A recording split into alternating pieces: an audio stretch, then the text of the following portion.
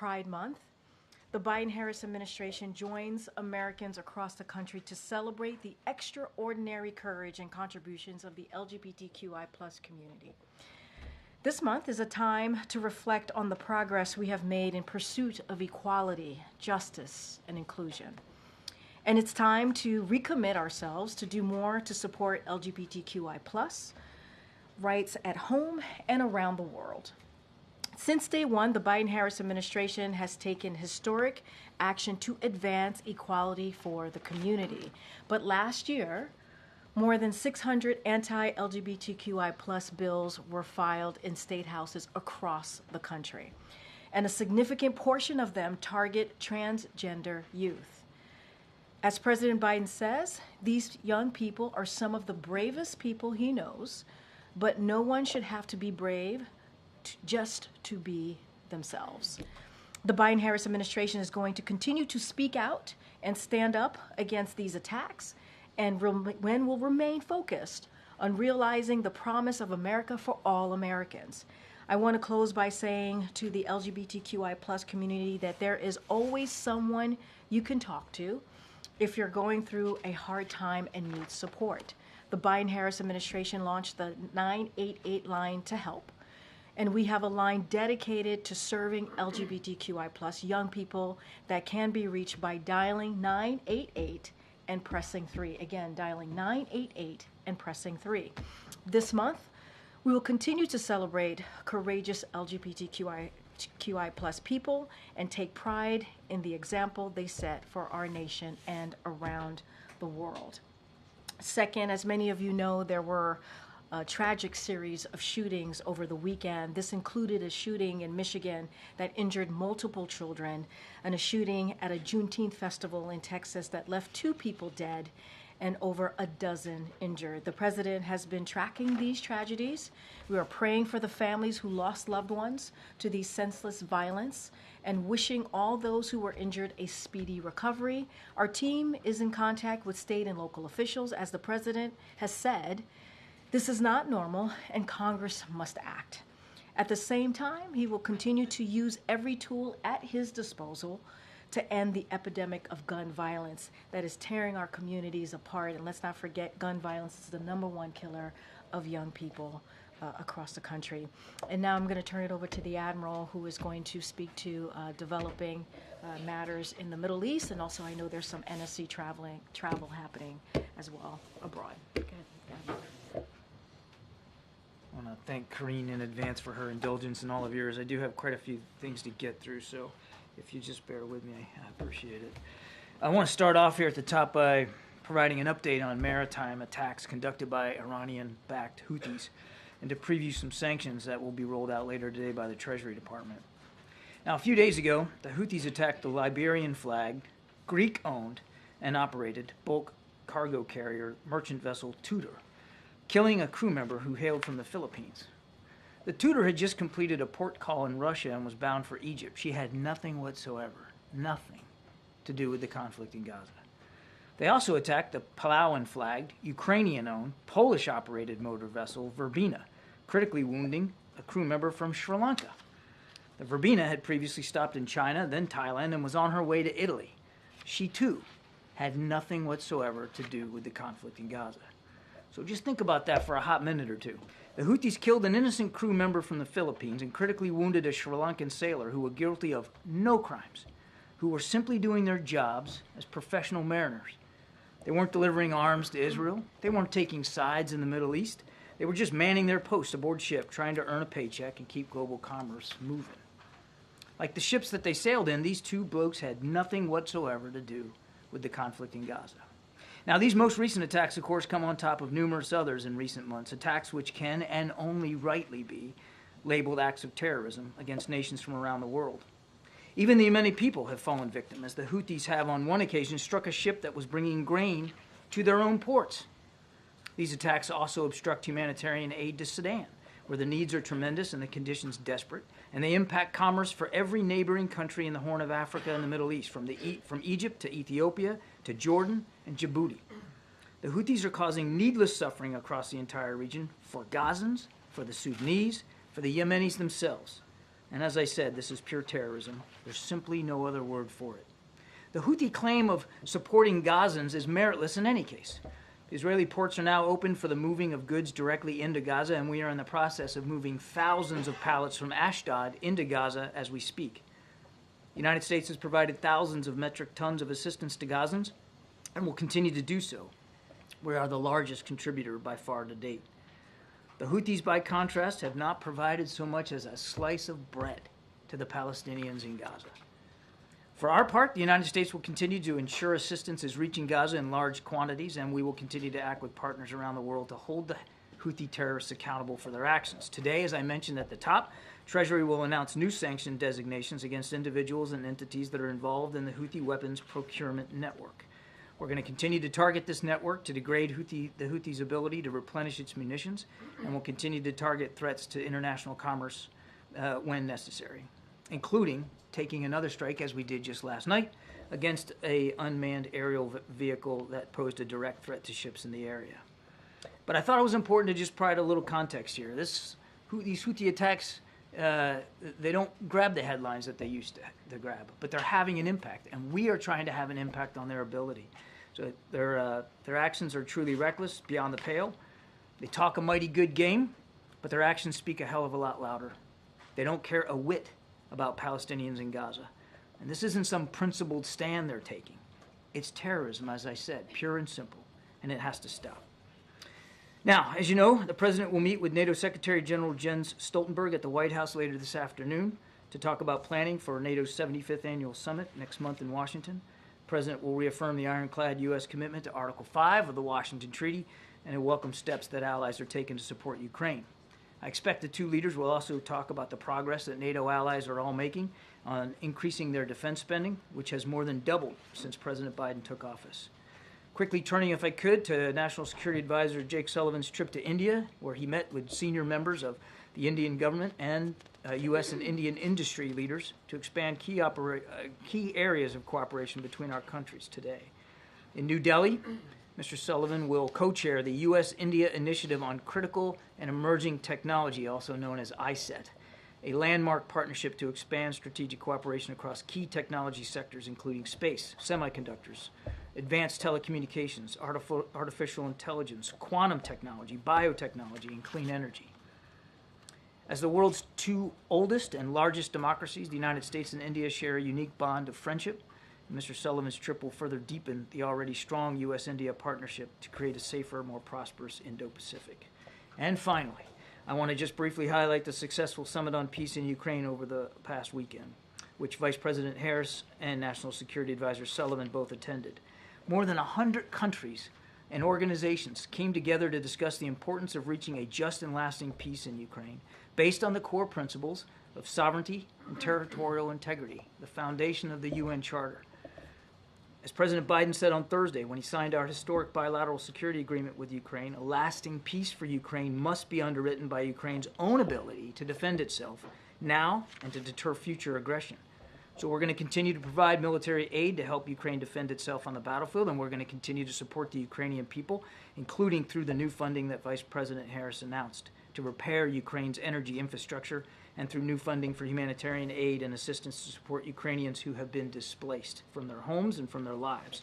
With that, thank you for your patience. We'll take some questions. Thanks.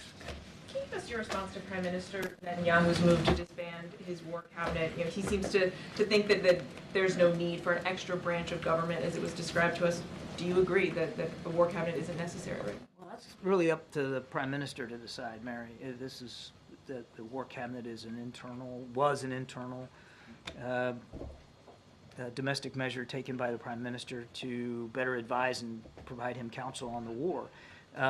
We said at the time that we believed it was a worthwhile step, and we still hold by that. But with Mr. Gantz's decision to leave, I'm not sure that Prime Minister Netanyahu was left with a whole lot of other choices. And more broadly speaking, how concerned is the president right now that far-right voices in the Israeli government may wield more power?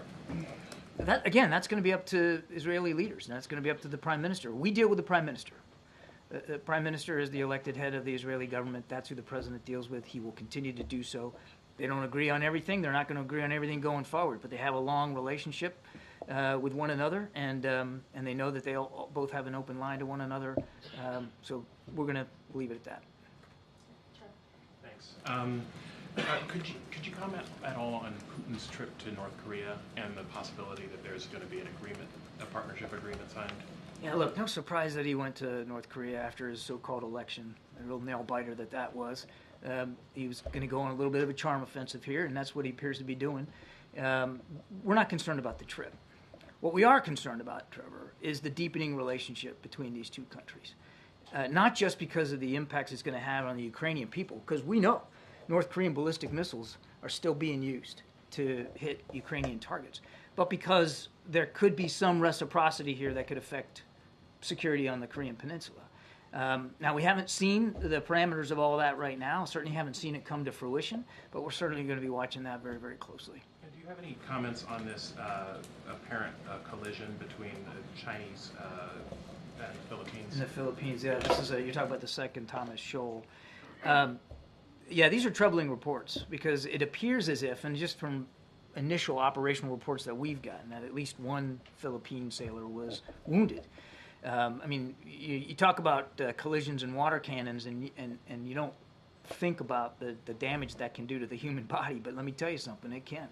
And so we're deeply concerned about the injuries suffered by this Philippine sailor, obviously wishing him the best in terms of his recovery. But more critically, to your question, this kind of behavior is provocative, it's reckless, it's unnecessary, and it could lead to misunderstandings and miscalculations that could lead to something much bigger and much more violent. It's imperative that the rightful legal maritime claims by the Philippines are respected, by the PRC and by everybody else for that matter. Admiral, has the President taken part in consultations about deployment of more nuclear weapons? Has Secretary General Stoltenberg referred to in an interview with the Telegraph? Look, we're a NATO ally, and we talk to our NATO allies all the time about what readiness looks like, what posture needs to look like, and how we can all be better postured to meet our Article 5 commitments, the same commitments that the President's going to reiterate when he meets with Jens Stoltenberg later this afternoon. We don't talk about nuclear posture with any specificity, and I'm certainly not going to start doing that here from the podium. I'll just tell you that we're comfortable, as we have been comfortable, with our strategic deterrent posture, not only on the European continent, but around the world. If you allow me, how can this not be perceived as provocation or an escalation of tension in Europe? Who would perceive it as a provocation or an escalation? Russia. Oh, Russia. Russia, the same country that invaded Ukraine, which posed absolutely no threat to them. Look, NATO is a defensive alliance, and NATO countries are some of the most sophisticated in the world when it comes to military capabilities, and it would be irresponsible and imprudent if we weren't constantly talking to our NATO allies about how to make sure we can meet our commitments to one another across a range of military capabilities. And that's as far as I'll go. John, former acting CIA Director Michael Morrell wrote in Foreign Affairs today that the terrorism warning lights are blinking red again. Do you agree with that assessment? Certainly, we would absolutely say unequivocally that we've got to keep our eye on the terrorist threat.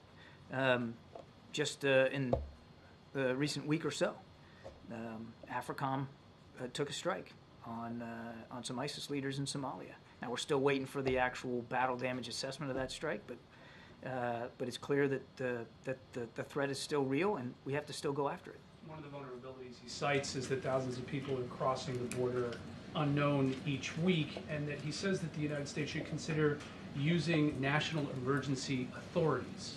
Is that something the administration is considering? Is he wrong there? I don't have anything in terms of decision-making on what those... I'm not even sure I completely understand what he means by all those authorities. I would tell you that, as Karine has said, in just recent days, the president has taken executive action that he believes is warranted. But what's really needed at the border, I mean, everybody can talk a good game, but you can't really change what's happening at the border unless you have legislation, unless you have real resources and funding and support that is sustainable over time to make a big difference down at the border. So there's no magic wand that can be waved here to make it all go away. So is there anything more the administration can do without Congress? Well, the president already, as you just saw last week, announced some executive action, particularly when it comes to asylum. But what we really need is for Congress to act.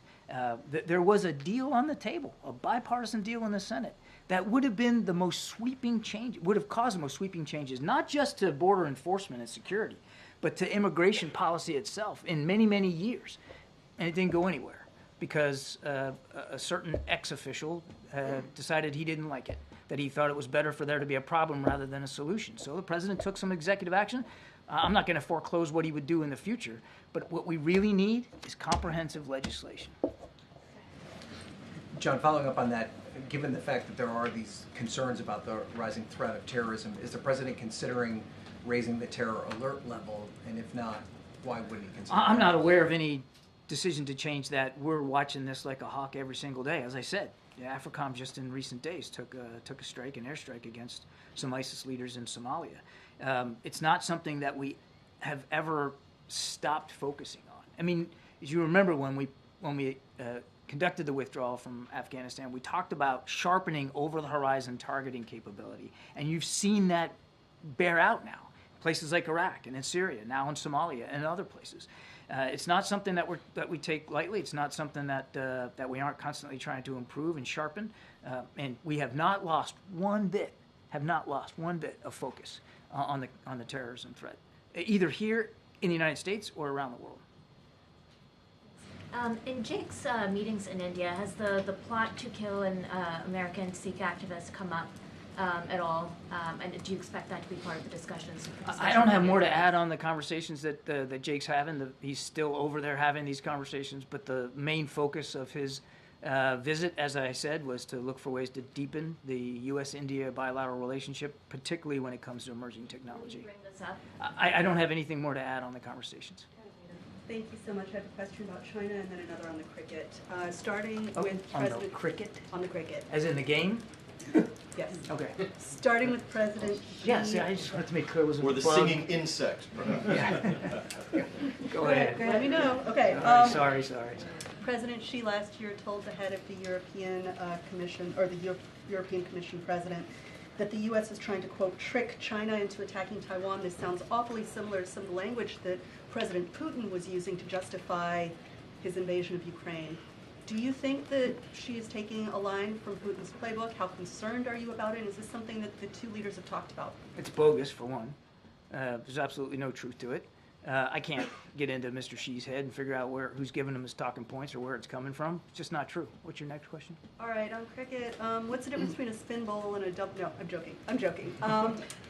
The U.S. team has spin bowled their way into glory. They're in the team. Yeah, congratulations to them. I saw Yes, that. I just wanted to know They're what in your the message Super was. 8 now. The Super 8, and they're It's amazing. facing the Proteas and then the Windies in the coming days. Does the president have a message for this unexpected success in a sport that is wildly popular everywhere else in the world? We all congratulate them on this success. It's tremendous, and we're cheering them on. All right, let's keep going. Thank you. At the G7, President Biden greenlit the limited use of U.S. arms by Ukraine to strike targets across the border into Russia, but he clarified that nothing had changed in terms of long-range strikes inside Russia. So my first question is, can you say definitively that the president's stance on long-range strikes inside Russia by Ukraine won't change? And then second, when the United Kingdom gave Ukraine permission to use British weapons to strike targets inside Russia, Moscow responded by saying that they could hit British targets, quote, on Ukraine's territory and beyond its borders in retaliation. What would the president's response be if Moscow was to take that action against Britain? Well, that's a hypothetical I don't need to worry about because the president's policy hasn't changed when it comes to long-range strike, use of long-range U.S. strike weapons into Russia proper. I also just want to correct something you said. You said he greenlit at the G7 this idea of cross-border use of U.S. weapons for cross-border imminent threats. That's actually a decision he made well before the G7. So, but in terms of this Russian threat to potentially strike British targets on Ukrainian territory and beyond, what is the White House response to that type of rhetoric coming from Moscow? My response to Mr. Putin is this. If you're so worried about becoming the victim of attacks, and you're worried about your troops' livelihoods and your military units, then get the hell out of Ukraine. You don't have any business being in there in the first place. That's my best advice to Mr. Putin. Thank you very much, Karine. Hi, John. So President Biden has sent an envoy today to Israel and Lebanon. How real, John, is the possibility that this war will expand to Lebanon? Do you believe? Do you think this the full war there is more real today, the possibility, than it was a few weeks ago? And do you believe that it's possible to de-escalate the situation there, the growing escalation tension, without a ceasefire? Look, I don't want to sound blasé about this. If we weren't concerned about the possibility of escalation and a full-blown second front there to the north, we wouldn't still be involved in such intense diplomacy. And Mr. Hochstein's over there right now. As a matter of fact, he's in Israel as we speak to have these conversations, and he'll follow that up with conversations in Beirut. So obviously we're concerned about this. We haven't seen Hezbollah jump in with 2 full feet here. They have been, of course, conducting strikes across that border. The Israelis have been defending themselves against that.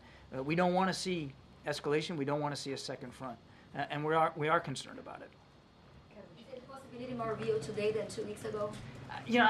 That's a slide and scale kind of question that I don't think I'm really educated enough to answer. I mean, it's obviously still of concern. There continues to be exchange of fire across that border. And if we weren't concerned about it, we certainly wouldn't have sent Amos over there.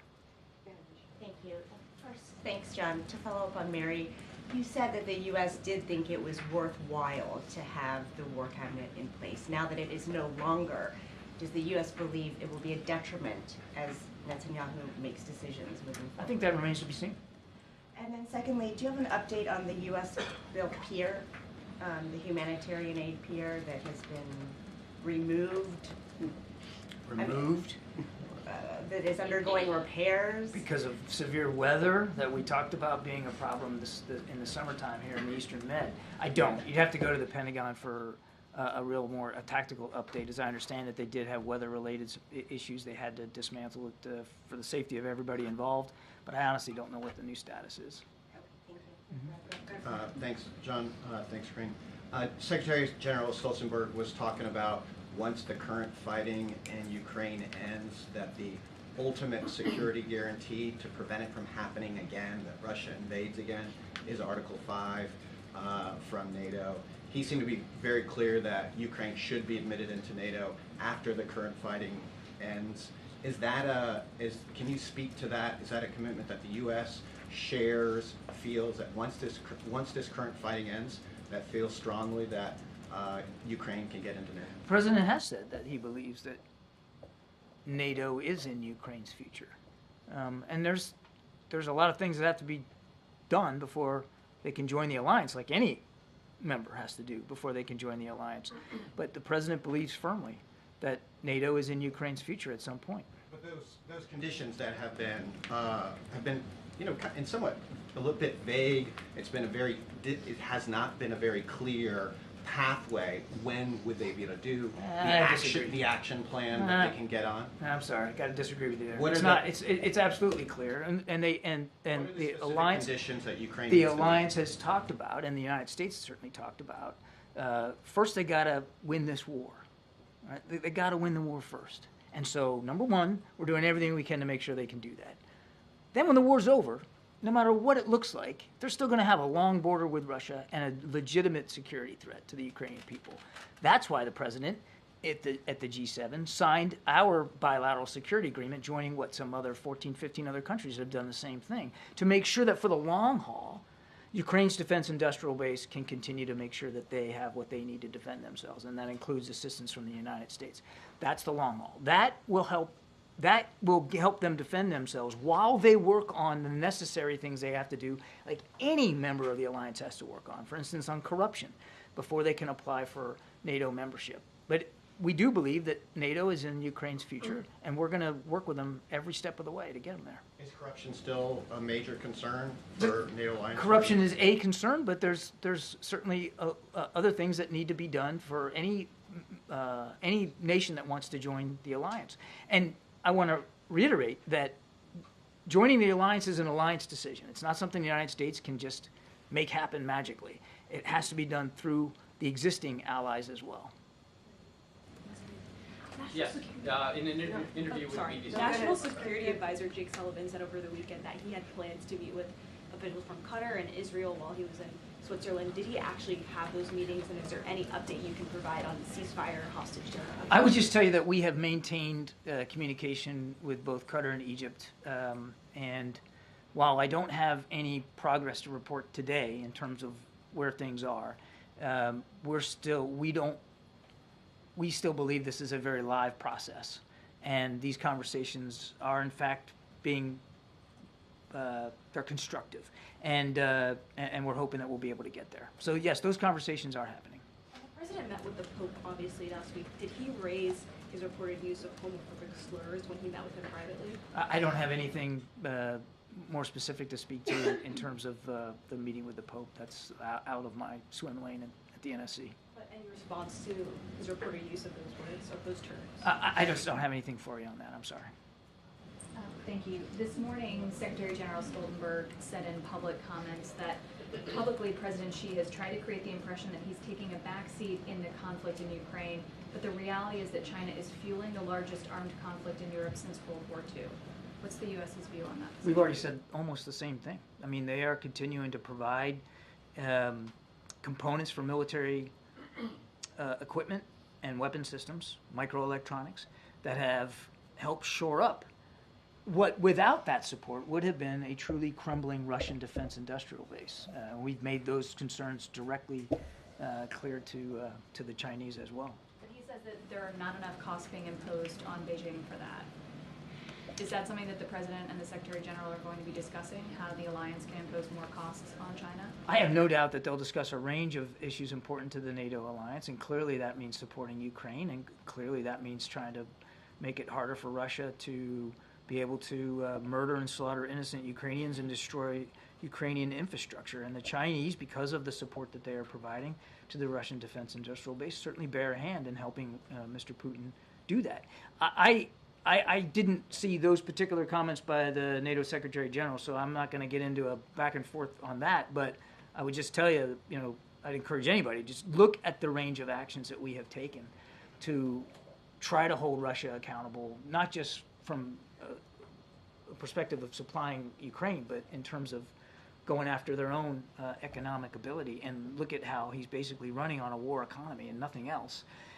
Here he is in Pyongyang, trying to get more stuff from the North Koreans. We have done a lot to hold Mr. Putin accountable, and that means, and it has included, holding some of these Chinese companies accountable as well for the support that they're giving to the Russian defense industrial base. A Russian fleet has reportedly left Havana. Do you know where it's going and what your level of concern is about it? I can't speak for the Russian Navy. No, I don't have insight as to what their course and speed is and where they're going. And we've already talked about this. It's important to keep it in perspective. The Russians do this every few years. They make an excursion to the Caribbean and to Latin American waters. It's not new. Did it under Trump, did it under Obama, did it under President Bush. We watch it closely and monitor it as we should, no question about that. But as I've said earlier, this excursion of theirs doesn't pose a national security threat to the American people or to the homeland. Thank you. Hi, John. Can you update us on the talks being held in Jerusalem to prevent an escalation on the Lebanese border? I'm sorry, can I? There are talks like the U.S. talked Special about Envoy that a little bit. Holstein is in Jerusalem. I kind of answered that question before when I talked about Amos. Yeah, but is it still your assessment that there won't be an escalation and that Hezbollah won't go far into this conflict? If we were so sure of that, we probably wouldn't have Amos traveling over there. We're concerned about it, obviously. All right, John, last question. Thanks, Karine. Thanks, John. One of the successes that President Biden touted at the G7 summit was this agreement by G7 leaders to provide $50 billion in loans to Ukraine. Can you walk through the process of how that money actually gets to Ukraine, when it is provided to Ukraine, what that money is used for specifically? I think the modalities of all that are still being worked out, John. I couldn't detail it for you here today, but it's basically about taking the windfall profits off these frozen assets, turning them around and doing something good with them. And so they're provided as a quote-unquote loan to Ukraine, for Ukraine specifically. I mean, it'll be up to President Zelensky to decide, but the idea is to help him repair his infrastructure, the infrastructure that's been damaged by Russia's aggression inside the country, and to help them with reconstruction. And you don't have to wait until the war's over to do that. In fact, that would be a terrible thing to do to the Ukrainian people. So it's a way to get that reconstruction started right now and have Russia literally and figuratively be the one foot in the bill. Can you explain why you just called it a quote-unquote loan?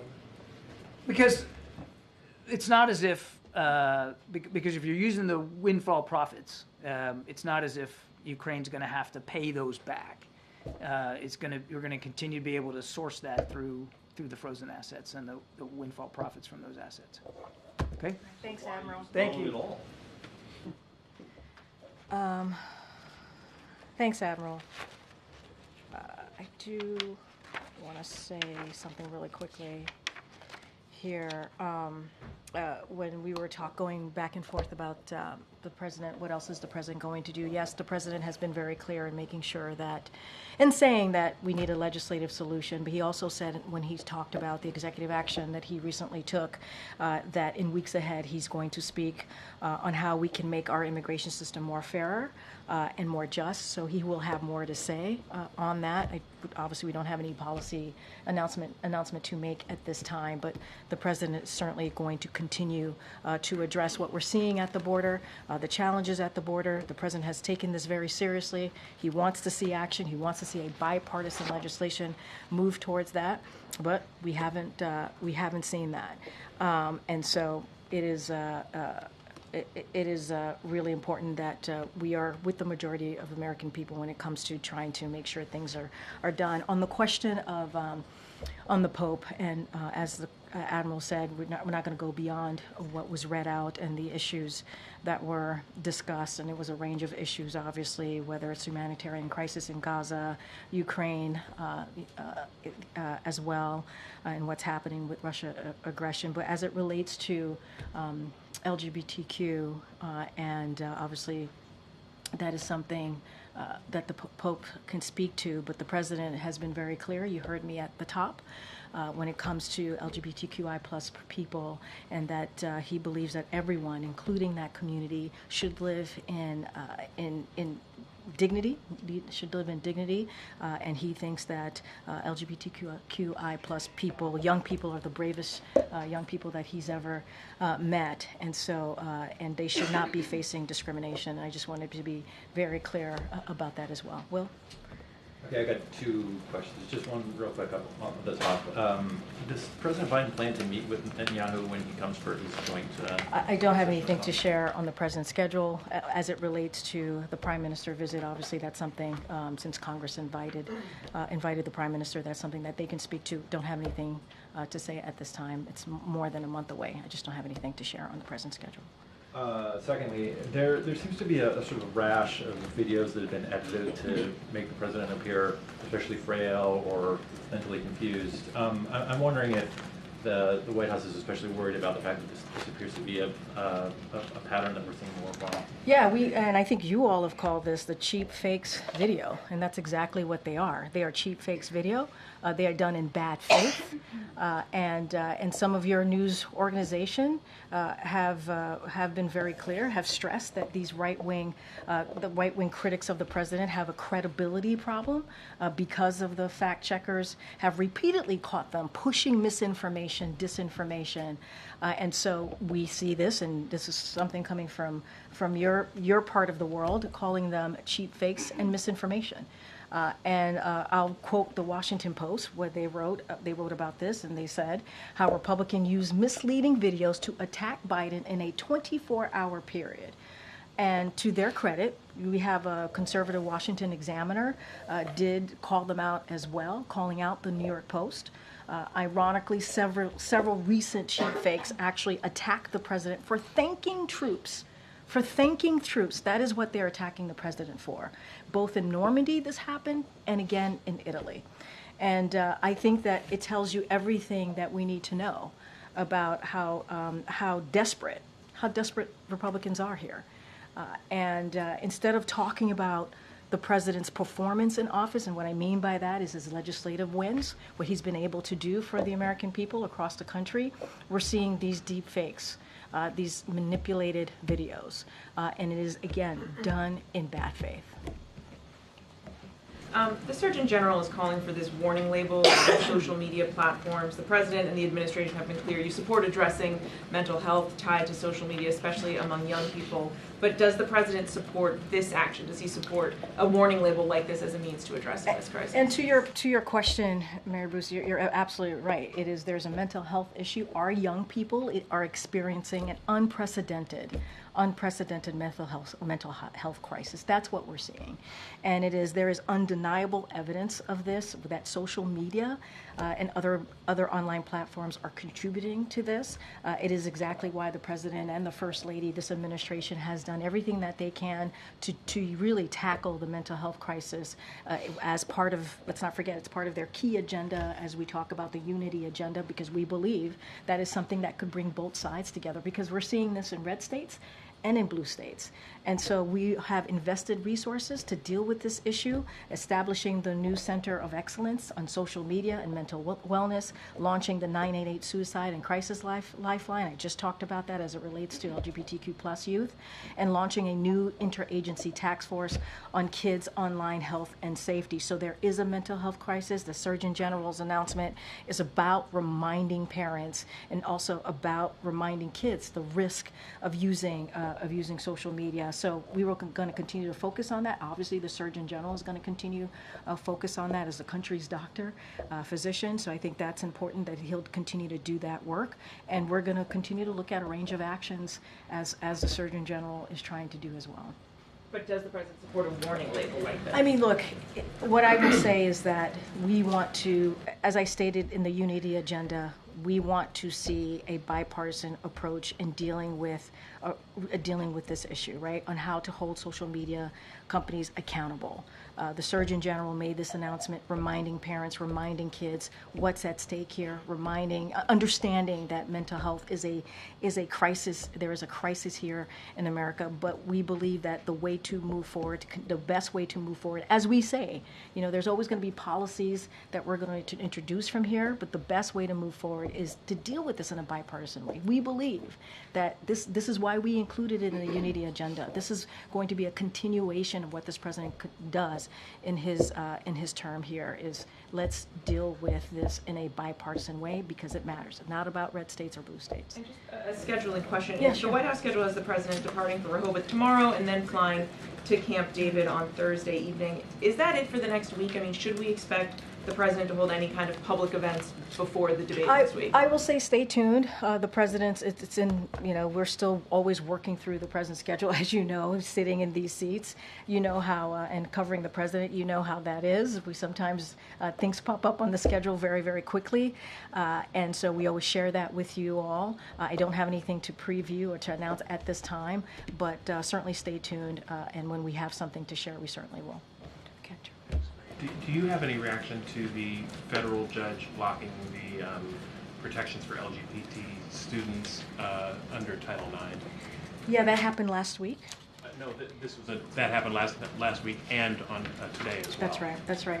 So obviously, when it comes to these types of ruling, I would refer to the Department of Justice as this decision is being reviewed by them. So I want to be really careful. And we've always said every student has the right to be treated equally and to feel safe. To feel safe at school. It is important. That is something that the President certainly is committed to, and that is why these protections are all about making sure students have equal rights restored, and also make sure that is vital, that they are protected from harassment and also assault. And so as it relates to this particular ruling and what it says, obviously I answered this in a more broad stroke, but as it relates to the ruling and reviewing that's something that the Department of Justice is doing. Yeah, Thank you, Karine. I heard what you said about bipartisan efforts to deal with social media. but the Surgeon General was also calling on lawmakers specifically to pass legislation for this warning label. So does the president join in that call to pass legislation to put a warning label? So on here's social what media? here's what we've been very clear about. Social media companies need to be held accountable. They have to be done. That has to be done, and we need to see that in a legislative way. We believe it could happen in a bipartisan way, and that's what the president's going to continue to call it. Let's figure out a way to hold social media companies accountable for what is currently happening, and we know we see that in the data that this is an issue, that there's undeniable evidence that social media is causing harms and other platforms are contributing to this mental health issue that we're seeing. Congress is going to decide what that looks like, right? They can do this in a bipartisan way. They're going to decide if they wish to move forward with it, what that bipartisanship looks like in moving forward with dealing with social media. So I'm not hearing a yes or no on the label. What I'm saying is that there is a need, and it needs to happen, to hold social media companies accountable. The Surgeon General gave made a very powerful statement in that op-ed, stating that that there are risks, making sure that parents are aware, making sure that kids are aware that there is a real risk, and certainly that is something that the Surgeon General should be able to do, and he's talked about this multiple times. It's not the first time that he has talked about social media and the risks that the platform and the evidence shows that leads to certainly mental health crisis. So there's legislation that needs to be done in a bipartisan way. The Surgeon General is also asking legislation to be done, and so we need to work on that, and we'll see what that ultimately looks like. And then 10 days out from the debate, can you share anything about how President Biden is preparing, including who is sitting in for Trump? So look, that is something that the campaign would gladly answer that question for all of you as to what that's going to look like. That is something that lives with them. The president, as you just mentioned, is going to be headed to Rehoboth, as Mary was asking me, and then he's going to go to Camp David. And certainly we will share, as we do all the time, who's traveling with the president. That's why I can answer that question. Thanks, Karine. Given the Supreme Court ruling last week, would the president encourage Congress to pass a law banning bump stocks? So I do want to say a couple of things about that. Weapons of war have no place in our streets, especially of a civil society, no place. Unfortunately, the court's ruling strikes down an important common sense regulation on devices that convert semi-automatic rifles into weapons that can fire hundreds of bullets per minute, also known as bump stocks. So in Las Vegas, as many of you covered, bump stocks were used to carry out one of the deadliest mass shootings in American history, killing 60 people who were simply trying to enjoy a music concert.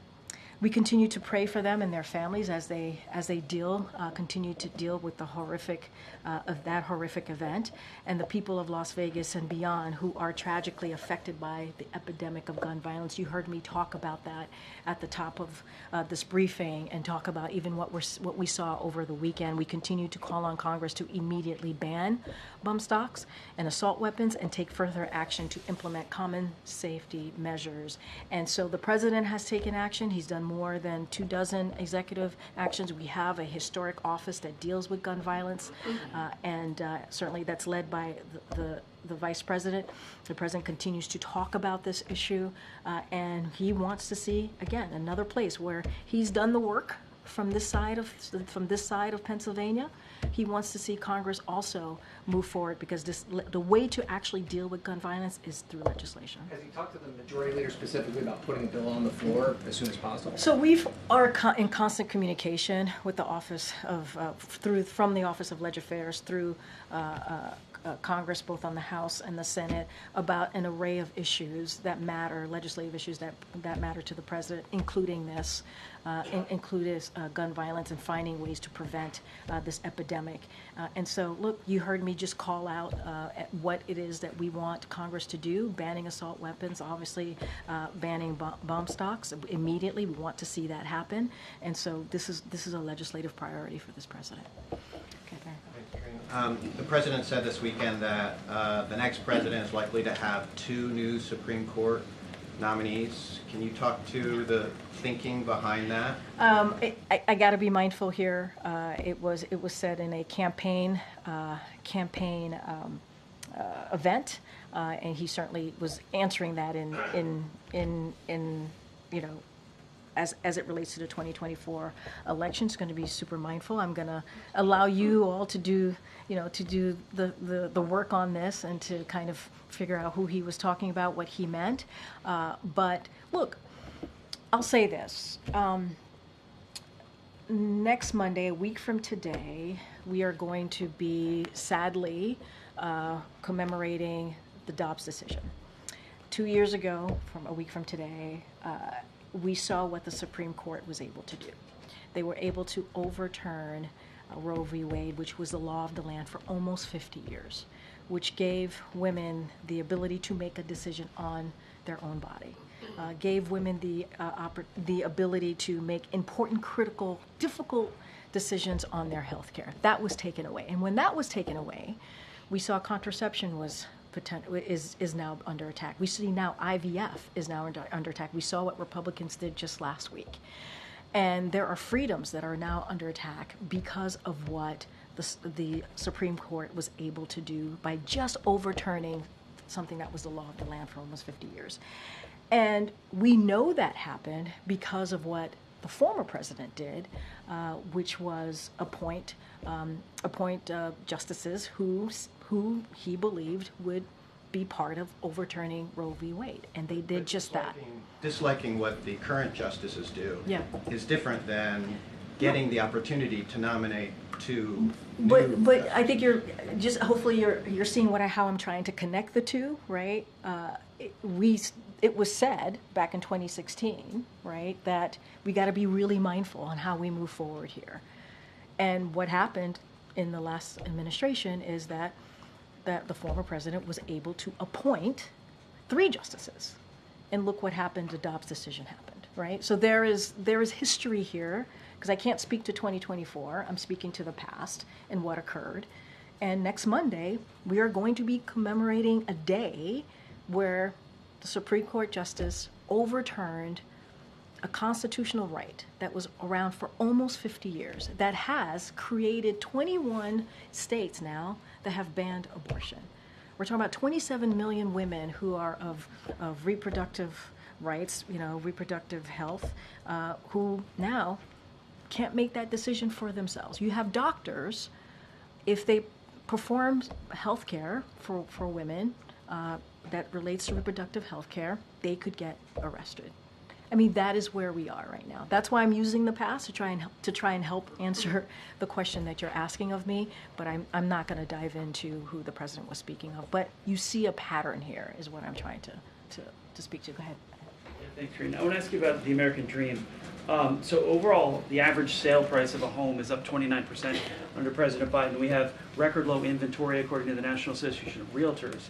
And the cost of a mortgage is up because interest rates are up to fight inflation. So is the American dream out of reach for a lot of Americans now? So, Ed, I appreciate the question, and I hear what you're saying. And look, the president understands that Americans are struggling right now to pay for their rent, to buy a home, and we get that. That's why the president took action some time ago early in his administration, and the things that it did was reduce mortgage insurance premiums by $900 per year for hundreds of thousands of first-time home buyers, expand rental assistance to 100,000 additional households, cut the red tape, and expand financing to build tens of thousands of affordable housing. And because of that, we see a record of 1.7 million housing units are being built nationwide, and that is the most ever.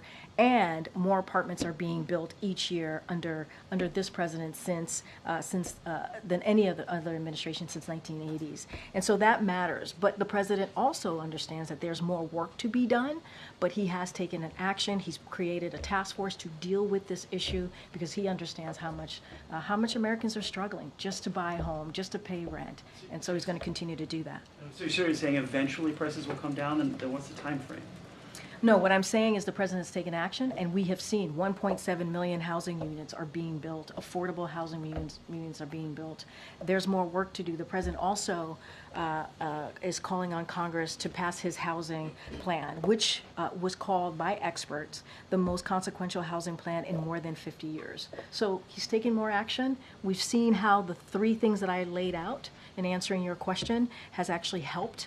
Taking away red tape, continuing to expand rental assistance, making sure that thousands of Americans are able to have these insurance premiums at $900 per year, these mortgage insurance premiums, which is all important in how they're trying to, you're right, trying to get that American dream. Buying a home is indeed very much part of that American dream, and the president understands that. One more if I could. Yeah, sure. The president talks about threats to democracy, and this is the first time I've had a chance to ask a question since former President Trump was convicted. How is it not a threat to democracy when you have a prosecutor from the same party as the president waiting 7 years to prosecute the political opponent in an election year? I'm sorry, I don't. How is it not a threat to democracy when you have a prosecutor of the same political party as the president waiting 7 years? The crime happened in 2017.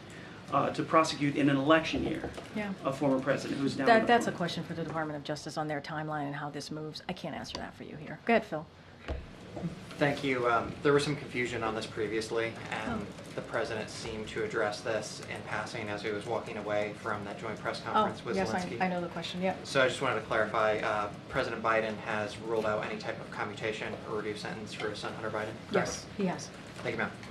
Yeah, Karine, is there anything inappropriate when a reporter asks a question about Gaza at an event where the president wants to focus on Ukraine or another subject? So look, I'll say this. I think, and you kind of are stating it in your question, the president,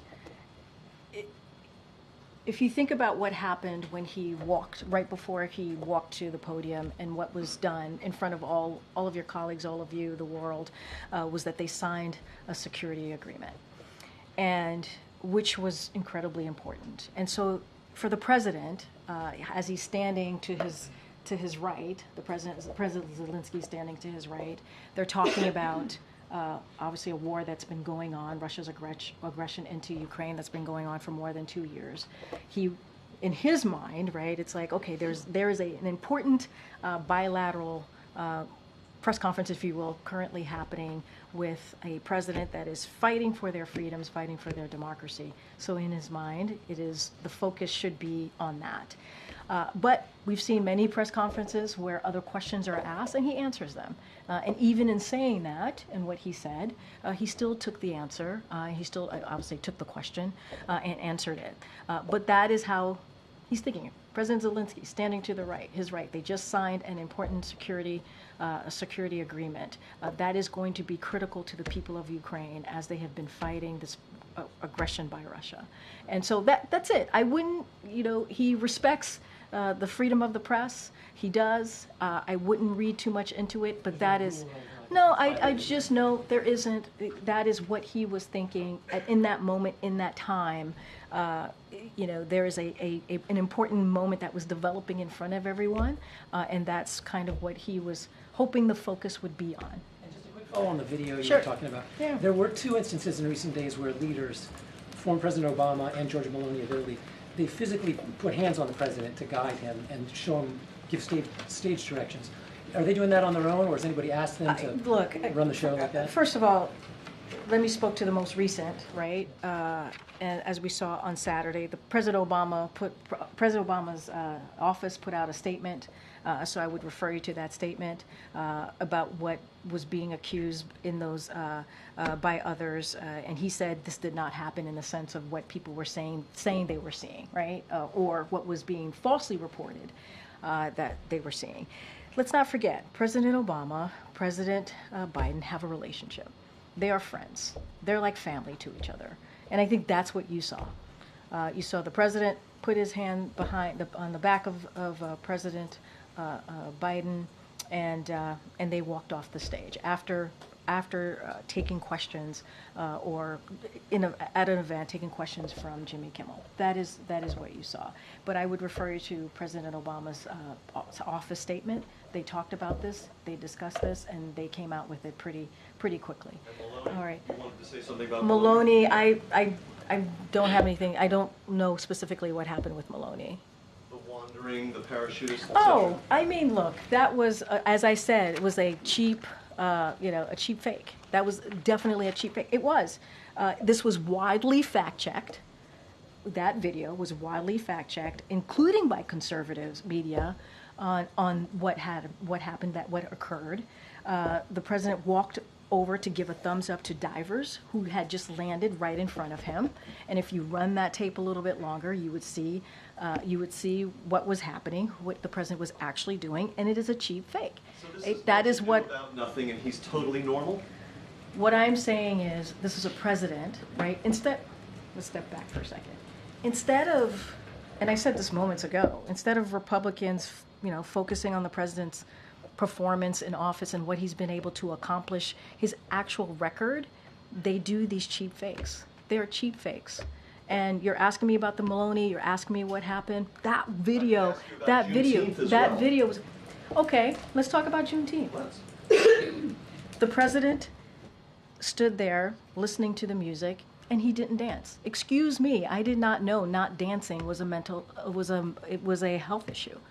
That is a weird thing to actually flag when, if you look at the people who are around him, you look at the expanded video of the people who were around him, they were not. There were some folks who were not dancing either, and that has been fact checked. I mean, just because you're standing up listening to music and not dancing, that is not a health issue. That is just not a health issue. Majorities of American voters who are telling pollsters repeatedly for years now that they have serious concerns about this president's cognitive fitness are being misled by cheap fake videos? Is that I'm what you're saying telling that us? there have been, in recent weeks, there have been cheap fakes videos that have been fact-checked. They've been fact-checked by conservative media as well, to say that these videos are false.